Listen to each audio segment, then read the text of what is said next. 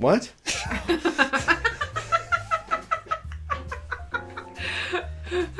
We're recording now. We're recording right now, okay.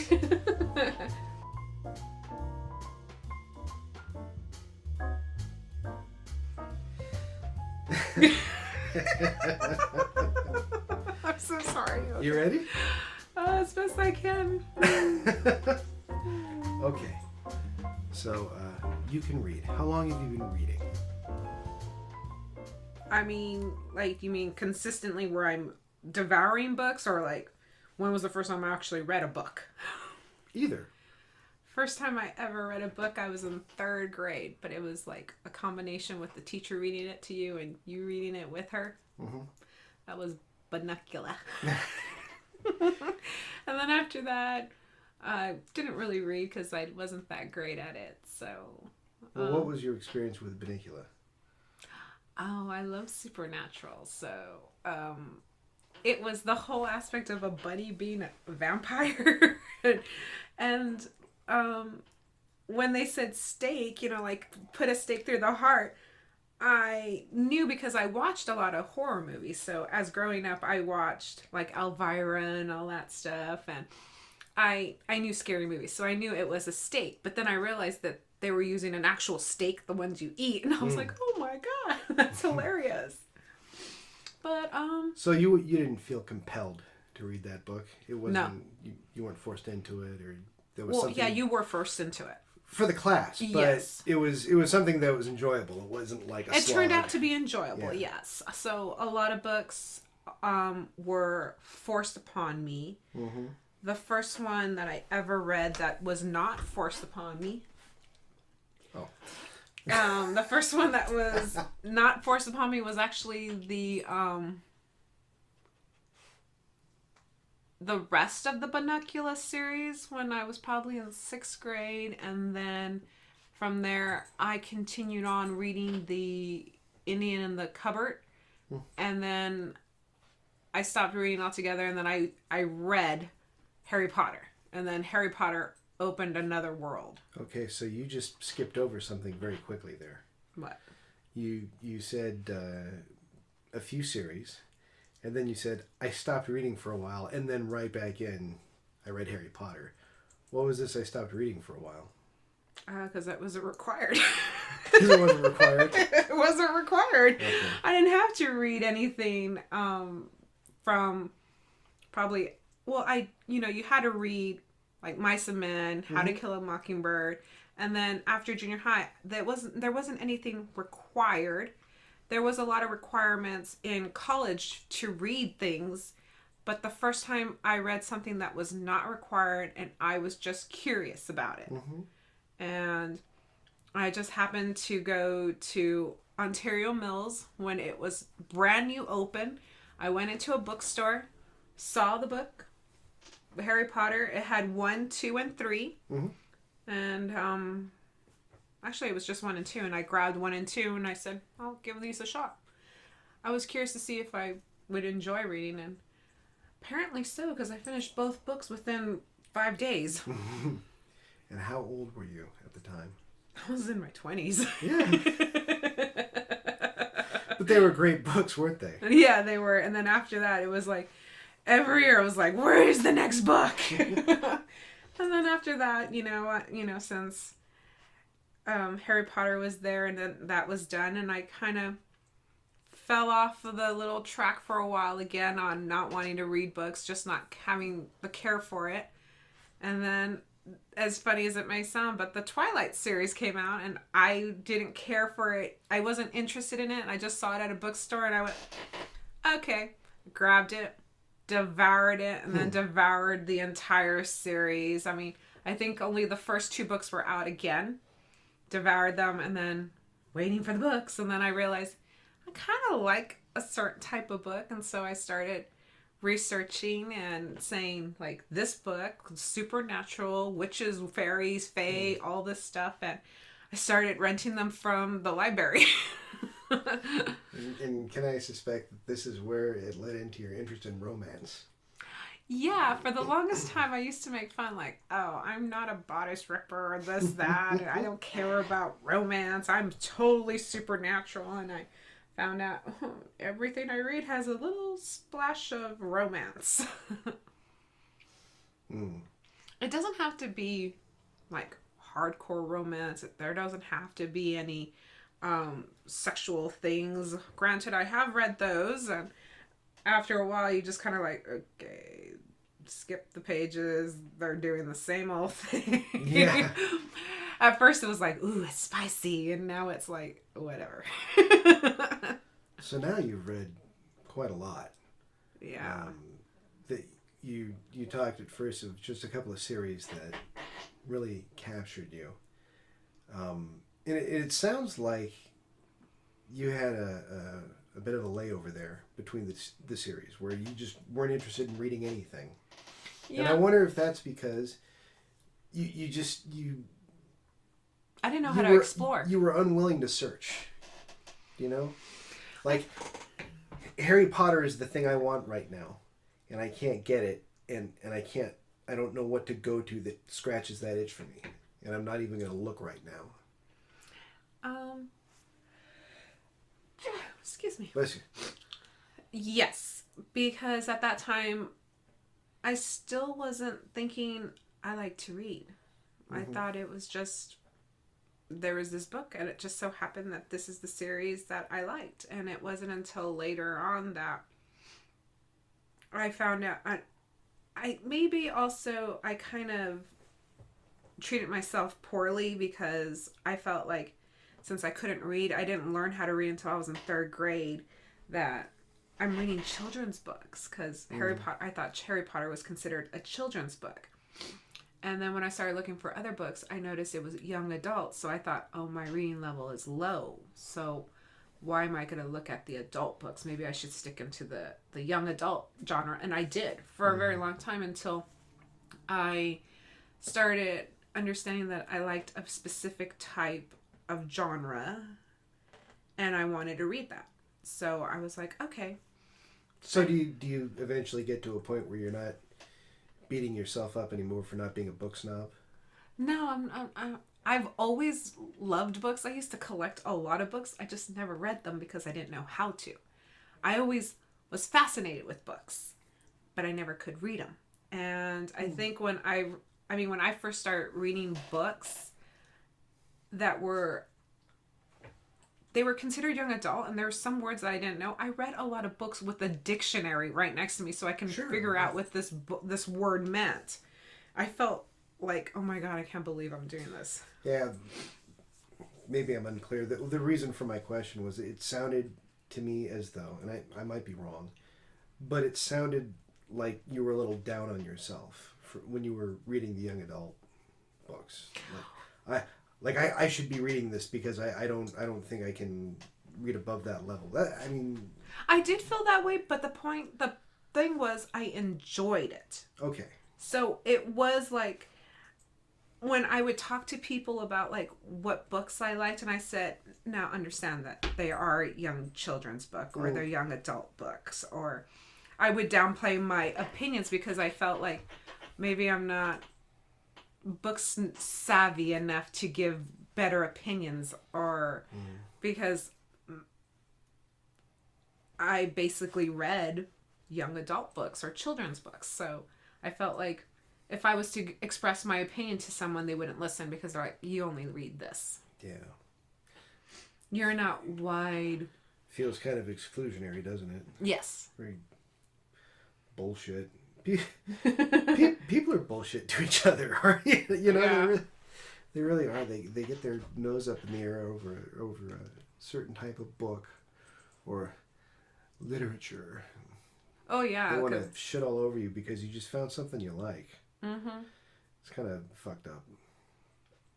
But I'm looking at a list here of all the crap that you've read, and yeah, it's an ass load now. It sounds like you've gotten over the whole searching for anything. Now it's just like because you run out of your funds, and now you just go on Kindle and go, where's the free books? I'll read whatever. I need a free book. I can't afford anymore. Oh, no, it's like crack. Yeah, and now it's like, I put myself on unlimited Kindle because I was like, I need to be able to spend only $10 a month so I can read anything under this categories. Oh, I can cut this out. What are you trying to do? I think she needs to go out. I think she's just disgusting. She's fine. She's fine. Oh, boy. So, let's see, where the hell were we? I have all the books. So like Kindle. So can we talk about what you most enjoy reading now today? I mean, it sounds like your tastes have kind of developed over time. Oh. So where are we at now? What stories really entice you these days? I guess you can say I'm still. Well, now I'm into a bit of a romance, but I would actually go looking for thrillers or mysteries. Mm-hmm. I like looking for those. I can't get away from romances, and not just like, oh, it's the sugary, they fall in love, they see each other and all that beautiful stuff. No. I also like the gritty kind of relationships where it's like, so it's in a sort of way it's disgusting, you know. For some people would be like, oh, how can you like it? Like, so it's like, one is like MC romances. There's a lot of infidelity, there's a lot of that stuff, but I feel like there's a bit of realness to it that I like. Yeah, I've noticed that. You seem to be an explorer when it comes to that stuff. And the thing I've always noted is you're drawn to romance in whatever form. It's not like it ever had to fit a specific mold with you. It was like you were drawn to everything, like different cultures, the way different peoples related to each other, and then drifting into the fantasy. And then I think you're a bit of a biker girl, aren't you? Like a biker reader? Yes. So, like, for myself, I like MC romances, and I have a friend who likes rocker romances. So she likes anything that deals with bands and that relationship. And the part that's interesting is you hear all these stories about like how rockers would be with groupies and things like that, and you start reading it, and sometimes, they're very stereotypical, and you're like, okay, this is just a placeholder for when another book comes out, but you're still enjoying it. It's like basically watching shows in between before you go to see Game of Thrones, you know? You're just like, we gotta watch something on Monday, Tuesday, Wednesday, Thursday until we can get to the good stuff, you know? So there are those. And is that what it feels like, junk food to you?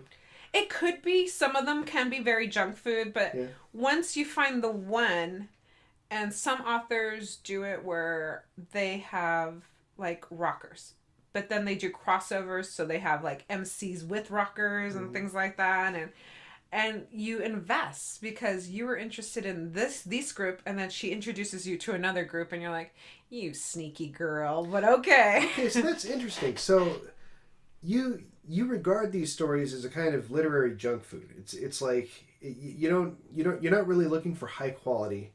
It's kind of like the Taco Bell with the meat in the... It's the midnight food snacks. Yeah, the coffee go where you squirt it out. But you're still getting invested in the characters and pulled into the story. So there is some quality there. There's something going on. Yes, there are some things that are going on, because with every book, even if it's horrible, I will finish it because I'm waiting for that benefit of the doubt. I believe that there's going to be something in there that just triggers me. Whether it's the trigger of, that was so bad.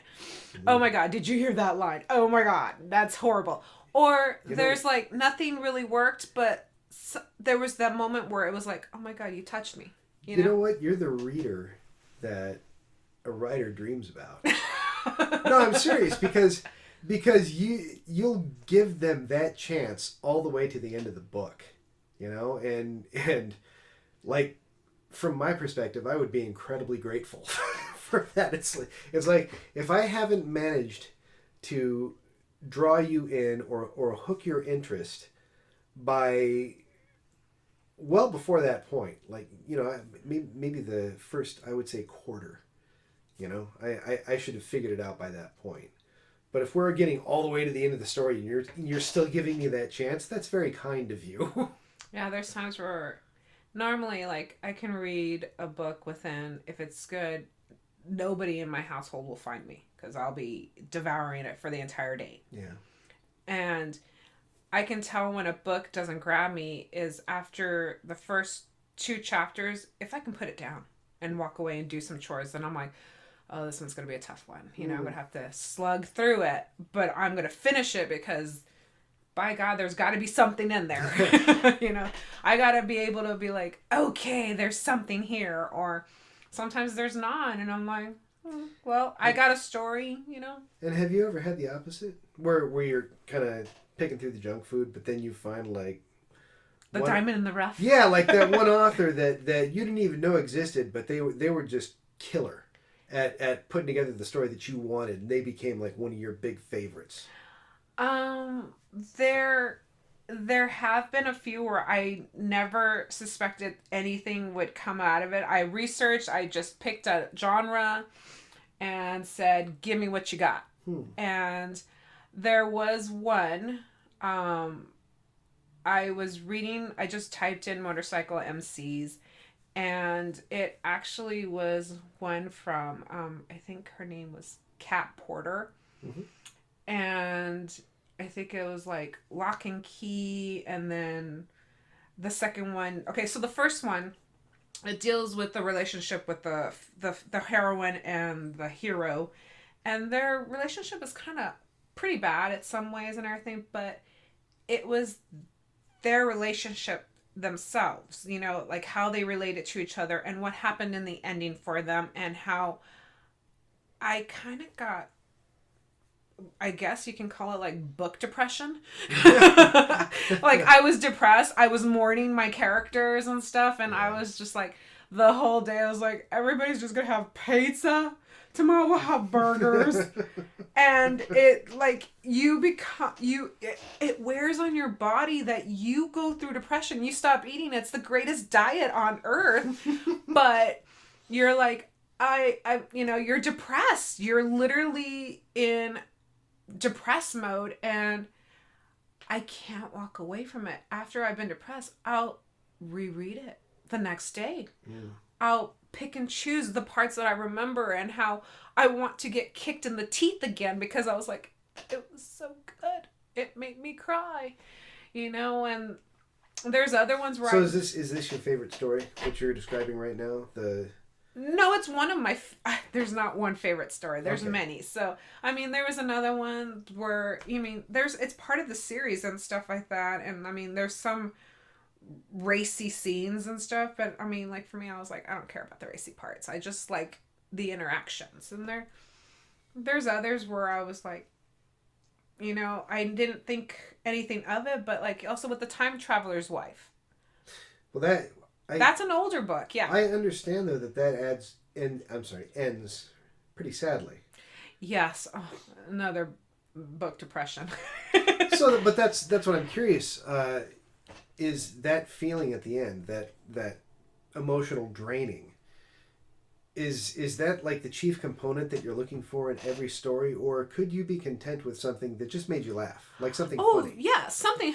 I can be content with funny and like just off the wall charts. That's like with Molly Hopper and her books. Would that story impact you as much as the emotional hit? Yes, because I still listen to her book every so often. Great. Okay. So for me, I read the book. I have the book in Kindle and everything, and then I also downloaded it on Audible. Fair enough. And I enjoy every so often. Don't want to watch TV, don't want to read a book, I'll put on that and I'll just sit in a room and look outside. I might do sorting of some sort, or laundry or whatever, but I'm listening to the book. This is Molly Harper you're talking about? Yes, Molly Harper. She's great.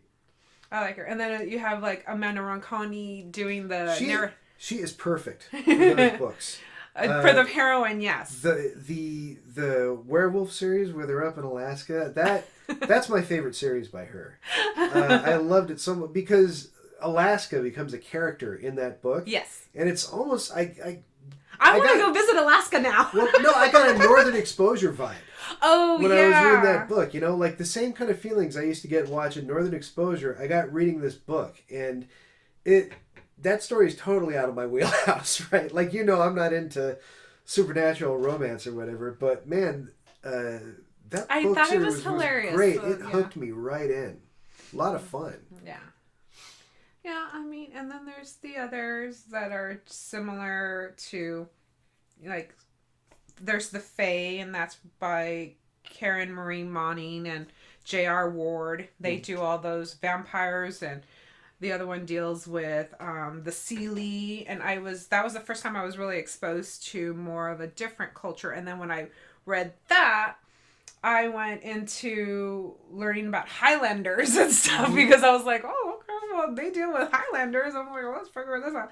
And then I ran into I guess it's the Outlander series. And then I was overly excited when they decided to put it on TV too. And it was like, ooh. So this is good. This is kind of where I wanted to lead into next anyway, because you do have like quite a lot of experience in like the sci-fi genre too. Like you've done a lot of, your reading's been all over the place. Yeah. So you're interested in a lot of sci-fi. You've got a lot of time in reading fantasy. What is considered sci-fi? Like, is that robots and stuff, or is that more fairies or? It's tough to define. Because it's a big, broad. I don't really understand it. Like now you're getting into marketing and how books are arranged or how they're grouped, and like I've said it before. I don't know anything about marketing books at all. But sci-fi, typically there's some sort of technological aspect somewhere in the story. That's how I define it for myself. But the time traveler's wife, is that, I think that would be considered sci-fi too. But there's you don't really see any technology or anything in there. It's almost kind of like space magic. But I think they still call that sci-fi / romance. It was a romantic book. Yeah. Well, what I found is that the more imaginative the story gets, the harder it gets to pigeonhole. So it's really hard to place like the time traveler's wife because, well, for me it is anyway, because I don't know if I would call it more of a romance or what. Okay. But yeah, you've read a lot in that area though, and I was wondering. Can you talk about the things that, like the elements that you're looking for in these stories, the fantasy, the sci-fi, that really draw you in? Like, what are the pieces that kind of repeat themselves in the stories that you read, that you find yourself looking for the most, that you enjoy the most? What I look for the most? Because it's pretty clear to me that you're drawn to fantasy style stories. Like you love things that have to do with magic and the supernatural and all that. So I'm like, there's commonality in these stories. There's usually mechanics. There's rules that the stories are governed by, and those things tend to interest us. It depends on which books you go, because everybody has their own universe and their own set of rules that sometimes don't correlate with old-fashioned rules that have been set already. So, like, Karen Marie Moning's style book series deals with, there's like the Unseelie, the Seelie, there's Highlanders in there, and a girl from the south of the United States goes to Ireland, and I like the folklore that she gave you and how, there's mystery in it too, because there's things you have to solve. So it's not just a budding romance, there's action involved in it, and there's there's doom and gloom, and there's fight to make things great. And sometimes it doesn't, you don't win. But there's a chance to win again. And so for me, it's just the way they create their world, that I can immerse myself in there, and as I turn to the left or the right, I can see what they're showing me. So the world building is a big deal for you. Well, yes, because it's kind of like you don't want to see the zippers. Yeah, yeah. You know? You don't want to see the zippers. You want to naturally stream in there, and you want to see it. So for me, it's like, I want to go check out Ireland and Dublin and see all these places that she describes, similar to the Outlander. She gives you some lore. She gives you history. But I'm also a history buff. Well, yeah, the places you've described so far are real places that exist on Earth. Yes. So it seems like you want there to be a realistic history. Like, not a realistic history as though someone had invented one that seemed very real, but like... I can live in their fake world as long as they give it to me well. So that's as interesting to you as anything based on like actual recorded human history. Yes. Okay. Yes, I can go into anybody's world as long as it captures me. You know, Harry Potter's world isn't real, you know, because they go through a barrier and they're in a different zone, you know? Yes, but it still occurs in a world where we know how everybody should behave. True. Right? Like you've got the British, basically. Mm-hmm. There's people from Scotland and so forth. And then a lot of the mythos that she puts into her book, they're based on human folklore to begin with. True. So even though it's a fantastical world, it's still a world that you're comfortable in. It has elements that you recognize. Mm-hmm. Some fantasy books you get into, and the world is so different as to be daunting almost. And I've run into these stories too. Well, that's similar to like the commune books, where I'm like, I don't know those worlds. I don't know. I can only fathom certain parts from a woman's perspective of how I don't want to be in that world because I'm afraid for my safety, you know. That's where I can see. And then as a mother, going from that aspect of like, I don't want to have a child in this world either. You know, so that's as far as I can go. I can join you in this world because I can see my fears. And I think that's why those books were kind of scary for me, because those things, if we went that route, that's how I see what could happen in the world, you know? Mm. So for me, those were, the ones that scare me the most are obviously things that possibly could happen. They hit too close to home. So for a world that you're having a hard time entering into, if the baseline knowledge to understand it is too great, and you have to like really slog through a bunch of exposition and description, is that something you're willing to do? Does that feel taxing to you when you're a reader, or is it something? If it's not finessed well, yeah, it gets taxing. So. So you're saying they can dump a shitload of information on you, but if they do it well enough, I might be able to go through it. There was parts where, in reading the books, where they had too much technical stuff about guns and stuff, and it was like, no, this is like skip. You mean 2 pages, 3 pages on this? I don't give a flying flip. Okay. I'd like to apologize to my readers. And but there are some authors where it's not necessarily the setting they're giving me, the world they're giving me, but the characters themselves are well developed. That I'm like, all right, so I have a character, I know what they're like. I love following them. I was reading a series where they gave me a character for like 10 books. This character was one way. Mentality one way. Thinking one way. Last book, completely opposite. And I was like, you weren't true to the character. The character would not just bend over and be like, yes, I will do whatever you say. No, this is a strong character who does not bend. Broken arc, huh? Yeah, and nothing gave me the idea that this character would bend. So it was like, bend the knee. No, you don't bend the knee. You don't ever do that. Do you think it would have been possible within the writer's power to get that character to that point?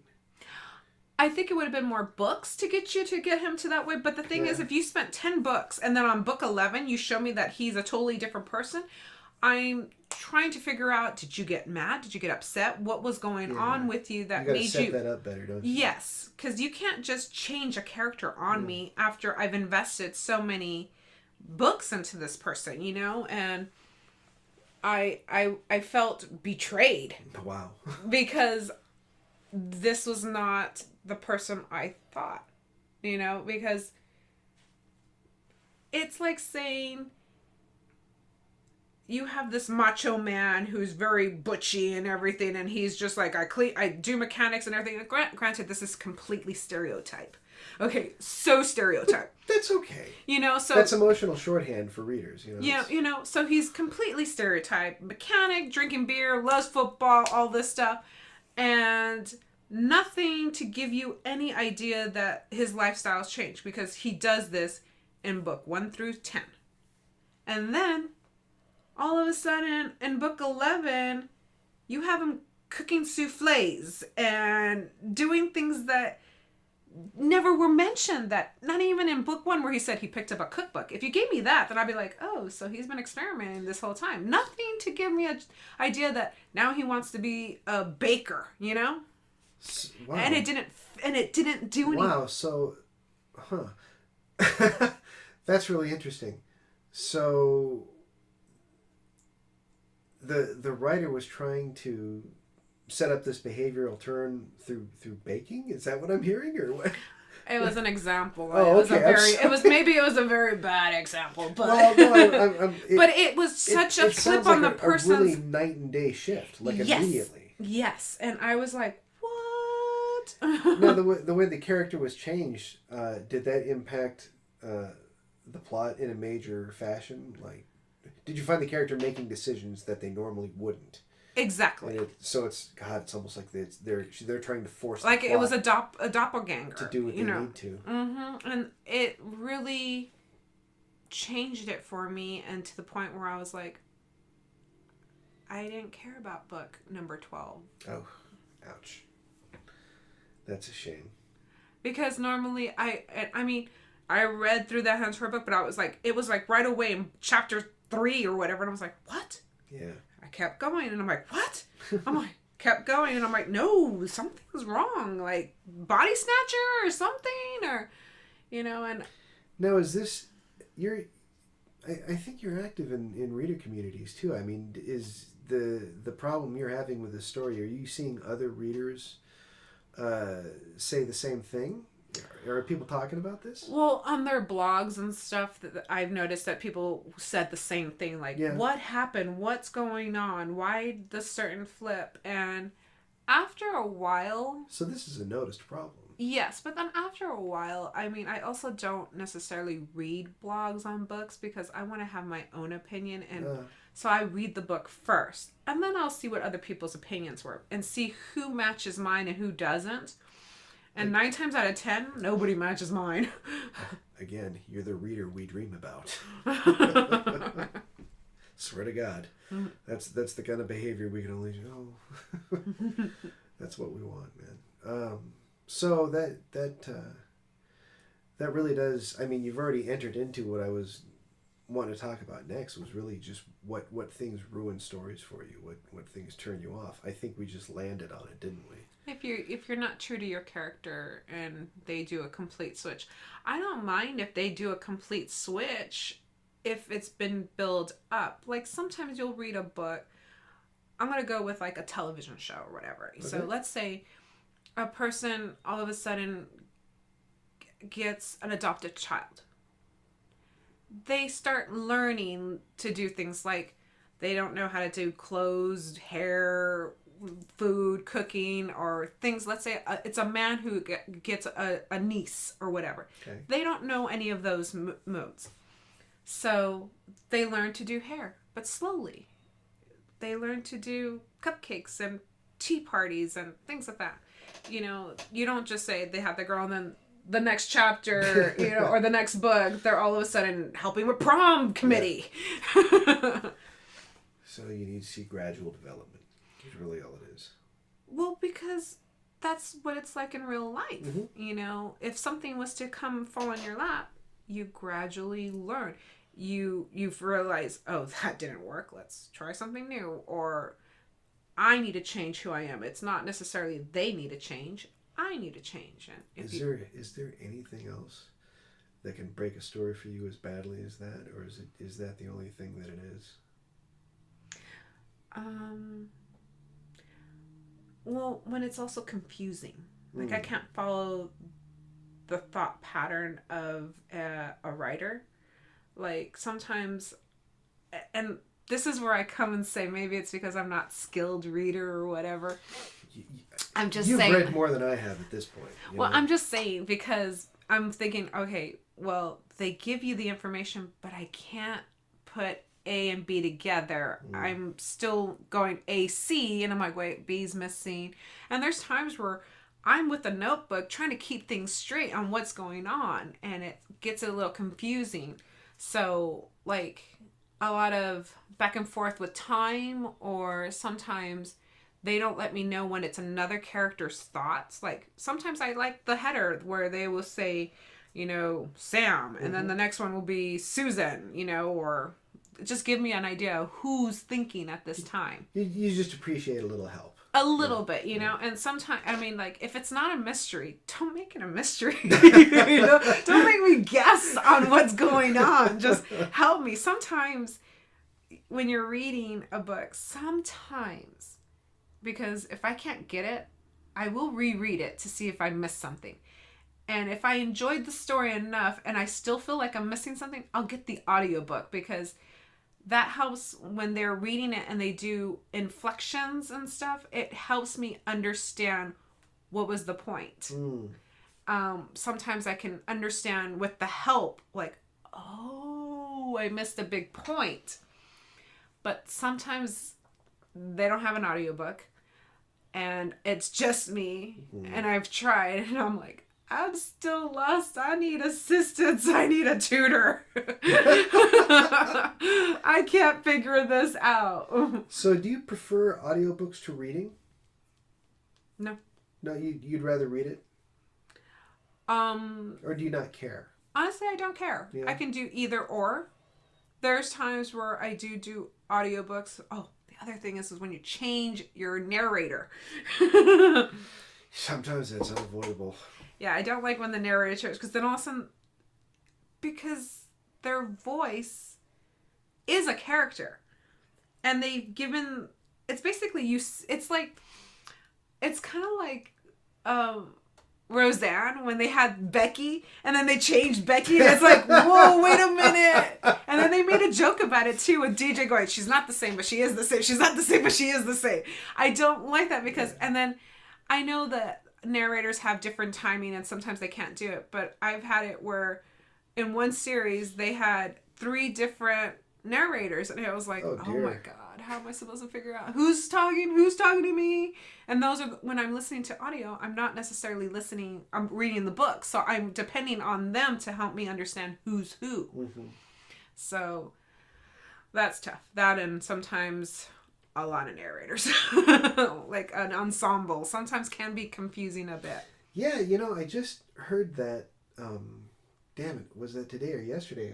I was talking to my publisher. We were talking about who do you think you'd want to narrate this book, and I said, oh, okay, well, obviously, and then I listed out who I thought, and then I said, and if they thought they wanted to do like a cast. It should probably be 2 males and a female, or 2 males and a female, and they'll trade off chapters that way. And my publisher goes, "No way, no full cast. They don't sell." And I was like, "Oh, my goodness!" It hadn't even occurred to me. I thought it would be interesting. Like, I'm currently listening to like one where there's production value, but maybe not. There's 6 narrators, and they tell you who's speaking. You so know, do you not prefer that at all? I like it because I can, but the thing is, there is one narrator that falls flat. Oh. For me. So, okay. So the more narrators you add into the pot, the more dangerous there's going to be one that just annoys the hell out of you. So now you're okay. Now you're playing craps. Yeah, there was one particular book that I was listening to, and it had adventure. It had that. It had like 2 women and 4 men or whatever. And one particular person, every time they talked, would make you cringe. You're like, just stop talking. So I guess would it then be your advice to say just hire one really good narrator? Don't... Yeah, there are some where I've listened to one narrator and they can change their voice pretty well. That interesting. I didn't realize like they did 4 voices and I was not aware of it. Wow. Excuse me. Mm-hmm. Yeah, what they seem to be doing a lot now also, well, not a lot, but they seem to be experimenting every once in a while with the audio format. I've seen more, it's almost like a radio drama. Listening to it. Like the old-fashioned radio dramas, yes. They produce it with music and sound effects and all kinds of other crap. It's like a full-on production. I'm actually interested in hearing one like that and hoping it might work out. I don't know if I like it. It seems really distracting to me to have all that shit stacked on top of it. Well, I can say probably for some listeners it may, because a lot of them listen to when they're driving, and that could be very distracting. Yeah, that's actually a lot of my readers have said that. And for me personally, I'm the person who sits. I don't do something. So for me, it helps me immerse in it more, and so it's you like, appreciate ooh, it. I like it, but I'm not driving. I'm not doing anything outdoor activity. I may actually be walking while listening to it, and it could sometimes make you feel like you're in it and you forget where you are. You know you're walking, but then all of a sudden you're like, oh wait, I should take one out because I need to pay attention. Yeah. But yeah, that I like it. I would like to try one and see if it comes out well. But that's the thing with everything, trying it, and if it fails, it's like, all right, let's try again. There's got to be one out there that just does it. There's got to be one where I'm like, this is what I was looking for, and I keep looking. I'm a looker. I'm gonna find it. I'm gonna find that book. And I mean, right now I'm on the hunt for a really good mystery book where it's like, I didn't see that coming. I love it. I want more. And so far I haven't found that yet. I want a book that scares me.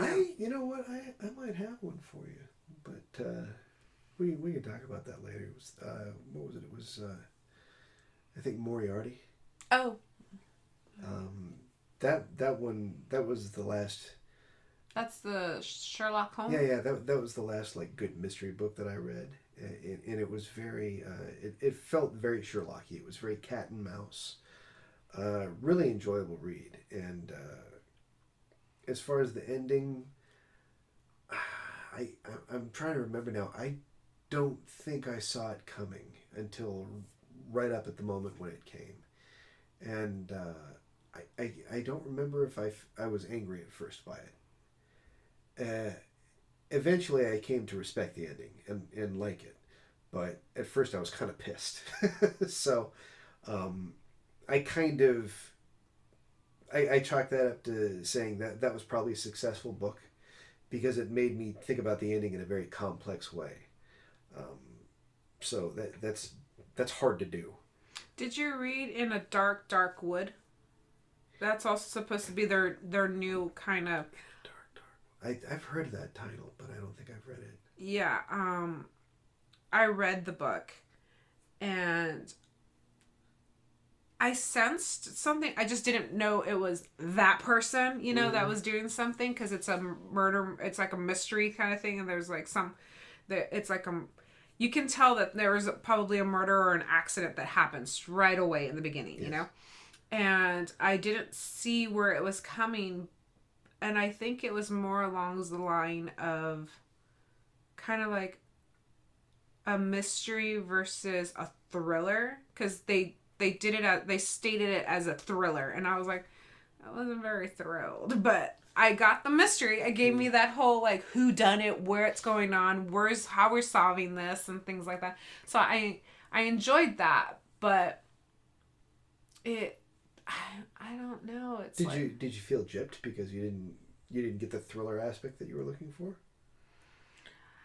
And that's the thing, because growing up watching a lot of horror movies and thriller movies and stuff, that I feel like reading it, I feel like maybe it's because the wording has to get there. But I mean, you can read something and you could get thrilled into it. You could get scared. Yeah. But I think it's because it's my voice in my head that it doesn't give me that feeling. So maybe if I had listened to it on audiobook, it may have given me that. Can I ask, in this book, was there a lot of action in it? Oh, okay. I don't think so. No, not really. No. So sometimes, like I hear or see a story described as a thriller, and for me it's not that much of a thriller. It's more like just a bunch of action. You know, there's a bunch of bad guys running around with guns and shit, and it's kind of like, you know, Die Hard on the page, or Commando. It's like that. And I don't know that army action kind of stuff. Right. And they'll call that a thriller, and thriller for me, there's like Silence of the Lambs for me is a thriller. That's a really slow story. That's a mind warper. Yeah. But then, for me, I don't think that's a thriller. I think that's a mind meld. That's what a thriller feels like for me, though. Like it's a story that so maybe I just don't know what a thriller is. No. I think that the labels we try to apply to these stories are a lot of times insufficient. Because, like, Silence of the Lambs, really slow, deliberate story, but it makes me uneasy and anxious when I read it. And that's, like, for me, that's a component of a thriller where it's like, it makes me uncomfortable. Exorcist, same thing for me. I have that rising tension. I call that horror. Yeah, exactly. Straight horror. Most people would, but for me, it's more like a thriller because the and the narrator, oh my god, his voice is just so intense. Well, that's the author. I know that's the author. William Peter Blatty. Yeah, I heard him and I was like, oh my god, it's the guy who screams out Marin in the movie. You know? I was listening to him and I was walking and I was listening to it, of course, because I want to listen to something in October, so I'm listening to it. There's crispness, there's fog, and I'm like, nope, gonna wait until I get home and have all the lights on. It's really easy to narrate a book like he does. All you have to do is smoke 24 cartons of cigarettes a day. Oh, is that the chicken? Oh my god, it sounds like he's just got gravel in his throat. I know. I was like, hold on, put some more rocks in your mouth. Let's go. I mean, it's good. It works great for the story. Even when he's performing the mother's role, and he doesn't bother to soften his voice up. He just reads as himself. Mm-hmm. But he still reads it in a way where he sells it. You know, you're like, yeah, I'm listening to the mom. Mm-hmm. You're not distracted at all by his voice. Right. And I just was like, wow, that's good. I like that. But, you know, I try, and I mean, I think a lot of them are very popular books, you know, like the In the Dark Wood, in the Dark Wood. Mm-hmm. And I was like, okay, well, I've heard so many people say, because like, oh my God, that's so scary, that I was on the seat of my pants. I couldn't understand. I never would have saw it. All this stuff. And I read it and I'm like, yeah, I saw that. I saw that coming, but I just didn't know it was her. I knew what was going, and then I kind of figured out, like, I was thinking something was going on, and I was just like, what's going on? What? Oh, I never saw that, you know, but I'm waiting for that book where, oh my God, that's it. And I mean, there's a lot of coming of age books where I'm like, oh my God, that deserves my heart. Ah, you poor thing. I understand. And I mean, like, I have a book out there. I think it's The Perfect Jew. And it's so innocent. It's like freshman kids and innocent where they're learning that they're attracted to people and everything. And it's like, and that's when I was learning, like, oh, maybe I just like only romance books and cutesy books. And Is there anything about the writing that's doing that? I think it brings me back to when I was that age. They did it well enough that I felt like I remember that. I can smell the science lab. I can remember how seeing a guy that you like and you just see a little bit of their hip or their arm and you're like, ooh. But as you're reading this, can you tell what it is the writer's doing to produce that response? It sounds intentional and it sounds calculated. Like they know what they're doing, right? Honestly, a lot of them, this will sound so silly, but it's been a while since I read it, so it's been like at least 8 years since I've read these kinds of books. Sure, that's fine. And a lot of them was either it was the girl just coming of age, learning how to deal with life. And the guy that they were interested was always kind of a mystery. Mm-hmm. You know, it was like, ooh, dangerous and mystery. And I'm like, that's my kind of guy. So for you, could you say that it was more the elements of the story rather than how the person put the words on the page? Like, true. They weren't doing a bunch of flowery shit with the language. No. Just straightforward, but... Not too straightforward, but, because, like, some people will say, well, I walked into this room and I went and sat down in this chair. No, because when you're too direct, you're too forward, it's like, okay, there's no imagery. Like, you walk into a room, let's say you walk in and instantly you feel the cold from the room because it's a science lab room. Ooh, you feel that sterilness because it's cold in there. The light's shining through the windows. You can smell whatever chemicals are being done. You feel you slide, you screech your chair and you sit on the chair and you're on a stool and you can feel the knots and the coldness and the funkiness, or you can even have where you take your backpack off and it thumps on the floor. So you really want all your senses filled in. Well, because I think it adds, if you get like, not only visual, because when you're reading, I don't know, I sense it. I feel like I'm there and stuff. And I like to know that because it's like, if you mention it, I go all the way back and go, yeah, they do creak. Yeah. Oh my God. Oh yeah. You had to be on those bar stools because you're up so high on the thing and you're like leaning on that, and you're like, oh my God, I totally remember that. And the it throws basin right next to you. And yeah. The nozzles for the Bunsen burners. And if they're writing the book for young adults, then they can relate because they're doing it right now. They're like, yes, that's exactly what. Yes, there's a prep rally. There's the one guy who takes his shirt off and writes the A on him, and he's like, woo! And you're like, yeah, I totally remember that. That was so-and-so, Yeah. So for me, it brings me back to that time. And for maybe a younger reader who's actually going through that time, allows them to know that, hey, someone else is going through it too. Mm-hmm. Someone else is feeling with that. Or I have no way to relate to this person. I wish I was this person. And then they read another book where they go, this is me. Yeah. And it just takes time. I mean, like for, I guess, a lot of women, they could relate to the Twilight series because they were like, I was the awkward, unsocial girl, and that's why everybody liked it. Or they love the devotion of the hero to the heroine, We've talked about that a couple of times, Twilight. And I've said it's not for me. No. Those stories are not for me. But I don't think they have the shit coming to them that a lot of people give them. Because they did connect with so many people, it's like if it was a phenomenon. If they connected on that level with that many people, there was something there.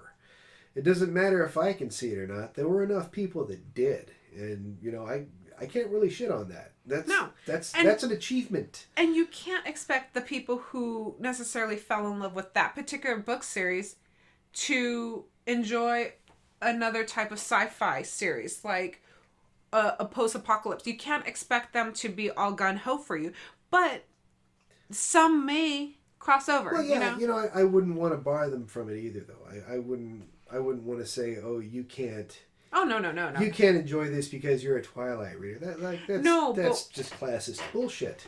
But no, there's some authors that I've heard, they're like, well, it's not like that Twilight book, and they talk negative about it because, and it's like, no, all books have their own place. There's a place, if you sold, okay, no offense, but if you've sold more copies than your mom bought, then obviously you've done something good. Yeah, for a while it was a close thing for me for a while. Somebody liked it, Somebody's out there enjoying your books. I mean, if let's say your mom bought 10 copies and someone bought 1 copy, hey, you got that one. Well, I mean, I think it's just a silly attitude. People get snobbish, but I mean, if somebody mentioned my books in the same sentence as the Twilight series, and we're talking about performance, that's good. I'm not. Oh, it's not like that Twilight. Say, yeah, you mentioned us together. Thank you. Thank you. Keep doing it, Samoa. Yeah, thanks for the notoriety, guys. I mean, as many people know about the Twilight series as they know about the Lord of the Rings. Oh yeah. And the Lord of the Rings. Then you bring that with seminal fantasy series. Then you bring that with the Harry Potter world, and then you have the similar. Wow. Yeah. Amazing. It doesn't make a lot of sense to me to be snobbish or turn a nose up at some series of books when it manages to connect with that many people. There's something special there. Yeah, there is definitely something special there. And then I think it's kind of like, this is going to make me sound funny, but okay. Sorry. Okay. Sometimes where things become so hype and so popular that people become closet fans, Oh yeah. They won't admit that they like Twilight. So I was New Kids on the Block. I was a closet New Kids on the Block fan. Everybody in my family knew that. Everybody in my family knew I loved New Kids on the Block. But at school, not letting anybody know that I don't know. I'm not the New Kids on the Block fan. Only my closest friends knew that I had posters all over the wall. Nobody knew. I kept that secret. And, I've noticed that sometimes when I ask some friends, oh, what do you read? And they go, the Twilight. And I'm like, oh, you like Twilight? That's cool. I like Twilight too, And they're like this. Well, people look at you funny because they're like, this guy is 117 years old. He's a child molester, or... Hey, you know what? I've said the same thing. Yes, but the thing that... I've been an asshole about it. But the author was trying to tell you if you never read it. So what happened was one of the things was basically opinion, when they became a vampire, they were frozen in time. So they have the mentality of only they're smart and everything, but they're a 17-year-old. They're stuck in that time period. That's what she was trying to take. Because, they even mention it in the book. You're frozen in time. So, granted, this person is 117 years old, but he's technically 17. But in some way, whatever. I'm just going to leave it there. I'm just going to leave it like that. I know all this. All I'm saying is that I was being a dick at the time. That's all. Yes, because you were being snobbish. Yep. Yeah, own it. Gotta own it. Well, sometimes things happen and you do a bit of growing, right? Yes, we all do. Yeah, a little bit. I think that's good. I think we've been at this long enough. Okay, because I don't know what else to say. Well, it was really good. I don't think I'm that great. I think I'm just giggling. I'm like, we didn't even get into the erotic stuff of the books I like. Just kidding. No, it's definitely time to stop. No, it was really good. I don't know if you give me more questions, maybe I can have answers. And I mean, if you give me examples, throw a book at me and be like, "What do you think of this?" I'll be like, "Oh." No, we've been at this for a while. I'm gonna stop the recording. I think this is good for now.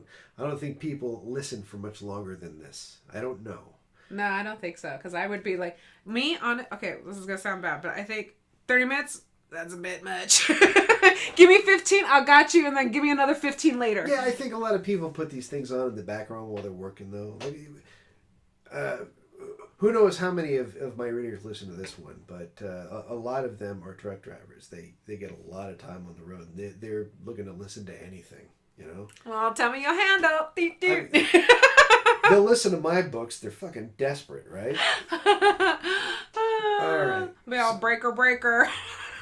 But anyway, I want to thank you for doing this because I think it's going to be really helpful. I think. No, I really do. And I think this. I'm not going to stop doing this with you. I think a lot of writers don't get the chance to access the reader directly. So I might be going and grabbing out other readers and saying, "Hey, let me talk to you for a while. Put it up on the podcast." So thank you. It was helpful. It was really good. Thank you. All right.